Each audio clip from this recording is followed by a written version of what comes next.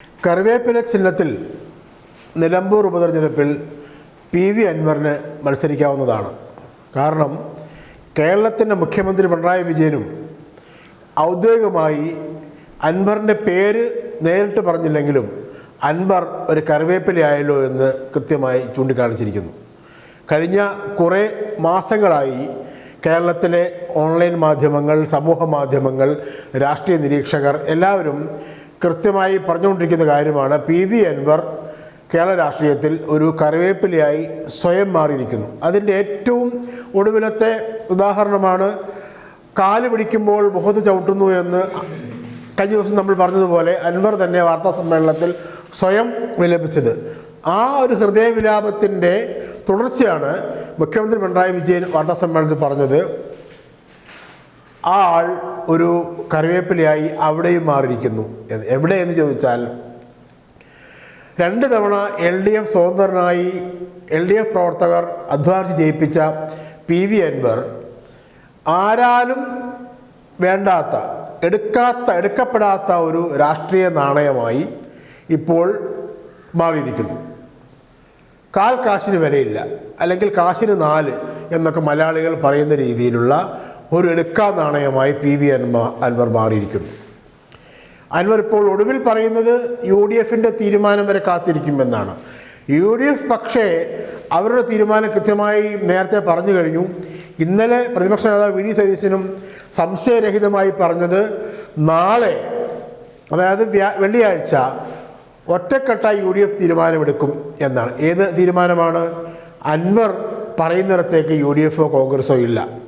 അൻവർ വേണമെങ്കിൽ UDF പറയുന്നിടത്ത് വരണം. മാത്രമല്ല, കോൺഗ്രസിൻ്റെ സ്ഥാനാർത്ഥി, UDFൻ്റെ സ്ഥാനാർത്ഥി ആര്യാടൻ ഷൗക്കത്തിനെ കുറിച്ച് അൻവർ നടത്തിയ മോശം പരാമർശങ്ങൾ എപ്പോഴാണ്? ഇദ്ദേഹമാണ്, ഈ ആര്യാടൻ്റെ മകൻ ഷൗക്കത്താണ് UDFൻ്റെ സ്ഥാനാർത്ഥിയാകാൻ പോകുന്നത് എന്ന് മനസ്സിലാക്കിയ ശേഷം അൻവർ നടത്തിയ മോശം പരാമർശങ്ങൾ തിരുത്തണം എന്നുകൂടിയാണ് കോൺഗ്രസ് പറഞ്ഞിരിക്കുന്നത്. അങ്ങനത്തെ ഒരു സാഹചര്യത്തിൽ UDFിൽ നിന്ന് എന്തെങ്കിലും അനുകൂല തീരുമാനം അൻവർ പ്രതീക്ഷിക്കുന്നത് അതിമോഹമാണ്. അതുകൊണ്ട് അൻവർ ഒരു തീരുമാനം എടുക്കേണ്ട സമയമായിരിക്കുന്നു.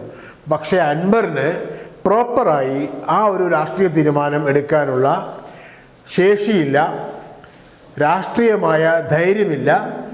ഗ്രൗണ്ട് റിയാലിറ്റീസ് അൻവറിന് എതിരാണ്. ഈ കാരണങ്ങൾ കൊണ്ട് അൻവർ എന്ത് ചെയ്യുന്നു? അവിടെയും ഇവിടെ ചാഞ്ചാടി കളിക്കുകയാണ്. അങ്ങനെ ചാഞ്ചാടി കളിക്കുമ്പോൾ ഉള്ള ഒരു പ്രത്യേകത രാഷ്ട്രീയമായി അവസാനിക്കുന്നതിൻ്റെ അവസാനത്തെ ചാഞ്ചാട്ടമാണ് അത്. നമ്മൾ കഴിഞ്ഞ ദിവസം പറഞ്ഞതുപോലെ ഒരാൾ പൊളിറ്റിക്കൽ ഡെഡ് ബോഡി ആകുന്നതിൻ്റെ അവസാന സൂചനകളാണ് ഈ നിലപാടില്ലായ്മയും ചാഞ്ചാട്ടവും ആർക്കൊക്കെ വേണ്ടി വീണ്ടും വീണ്ടും വീണ്ടും കാത്തിരിക്കുന്നതും. ഇത് PV അൻവറിനെ രാഷ്ട്രീയമായി ഇല്ലാതാക്കിയിരിക്കുന്നു. എന്ന് വെച്ചാൽ നിലമ്പൂർ ഫലം കൃത്യമാണ്. നിലമ്പൂരിൽ ഇടതുപക്ഷ ജനാധിപത്യ മുന്നണിയുടെ സ്ഥാനാർത്ഥി മികച്ച പ്രകടനം കാഴ്ചവെക്കും. ജയവും തോൽവിയും മുൻകൂട്ടി പ്രവചിക്കാൻ ഒരാൾക്കും കഴിയില്ല എന്നത് രാഷ്ട്രീയത്തിൽ ബൈ ഇലക്ഷനിലാണെങ്കിലും പൊതു തെരഞ്ഞെടുപ്പിലാണെങ്കിലും ഒരു യാഥാർത്ഥ്യമാണ്. അതുകൊണ്ട് LDF ജയിക്കുമോ UDF ജയിക്കുമോ എന്നുള്ളത് റിസൾട്ട് വരുമ്പോൾ മാത്രം പറയേണ്ട, മനസ്സിലാക്കേണ്ട കാര്യമാണ്.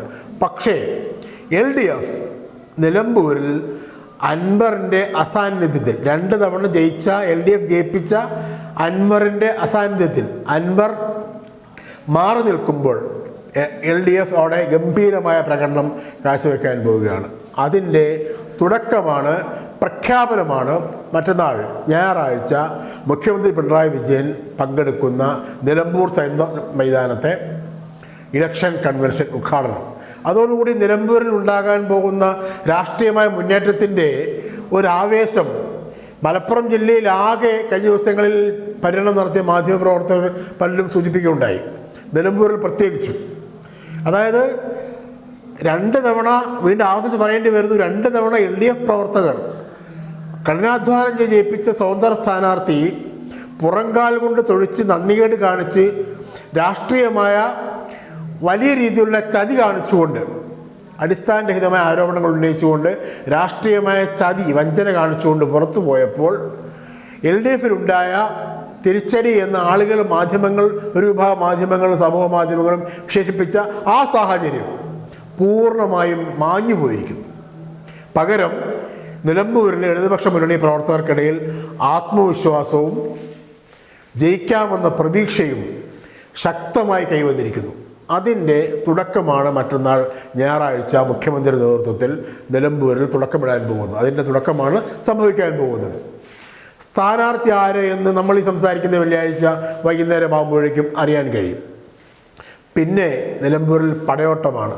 ഈ പടയോട്ടത്തിൽ PV അൻവർ മുഖ്യമന്ത്രി പറഞ്ഞതുപോലെ കറിവേപ്പിലയ്ക്ക് തുല്യമായി വലിച്ചെറിയപ്പെടുന്നതിൻ്റെ അവസാനത്തെ ദൃശ്യങ്ങൾ കേരളം കാണാൻ പോവുകയാണ്. നമുക്ക് കാത്തിരിക്കാം. രാഷ്ട്രീയമായി വഞ്ചനയും ചതിയും തട്ടിപ്പും വെട്ടിപ്പും കൈമുതലാക്കിയവർക്കെല്ലാം പാഠമാകാൻ പോകുന്ന ഒരു കൃത്യമായ ഉദാഹരണവും തെളിവുമായി PV അൻവർ മാറാൻ പോവുകയാണ്.